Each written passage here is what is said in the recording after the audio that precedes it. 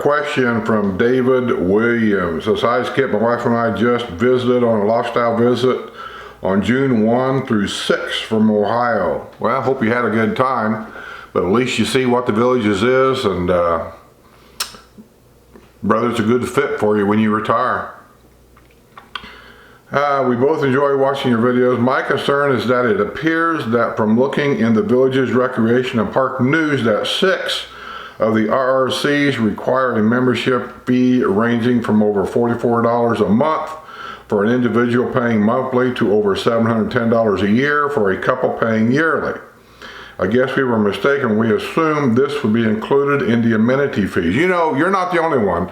I've had several emails about that. I'm not big on any of the exercise places at all. But I know a lot of people are. That's why they're here.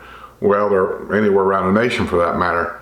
No, the only exercise equipment that I know that's part of your amenity fees are on the walking trails.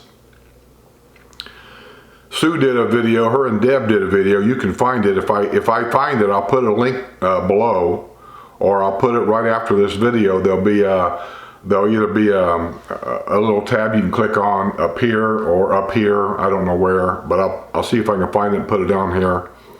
But at the historic site up around Silver Lake and Orange Blossom Gardens up in there's a walking trail up there, and on the walking trail is outside exercise equipment. That's part of your amenity fee. I heard, and here we are with this I heard again, and I hate to say this because I really haven't checked it out, because one is I'm not big into walking on the walking trails, so I haven't checked it out. Any of my subscribers that live here that might know this, please put a comment below so this person will know. But I think they're on a walking trail down in the Finney area somewhere. They've got some outside exercise equipment there also. And there might be some elsewhere in the Villages. I'm not aware of it. You got to remember, the Villages takes up 3 counties. This is not a small little retirement community. It takes up 3 counties: Lake County, Marion County, and the largest part, Sumter County. So you have to go from one end of this place to the other and check out all these walking trails to find all this stuff, from dog parks to outdoor exercise equipment to rec centers to this to that. It's a job. There are some outdoor exercise equipments, if that's your cup of tea, that you can do. The other rec centers that have exercise places in them, I believe they rent those out. That's my best guess. They rent those out. And then they sell memberships. And then you go in. But be warned that if you decide to do one of those memberships, especially in the wintertime when the snowbirds are here, doesn't mean you're going to have access to those machines anytime you want to walk in. I've heard this complaint from a lot of people that they go to these exercise places and they're full to capacity and they just don't allow nobody in. I'm sure that's probably a fire code of some sort. So many people can be in a certain square foot area.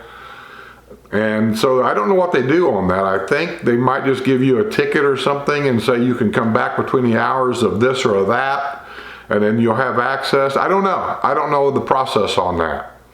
So the exercise part here is apparently mistaken to a lot of people.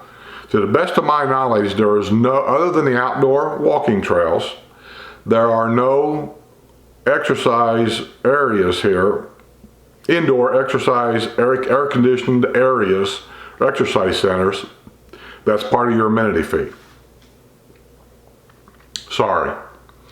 And if that's a deal breaker for you, then the Villages may not be for you, because I do know that there are other places where exercise rooms is part of their amenity fees.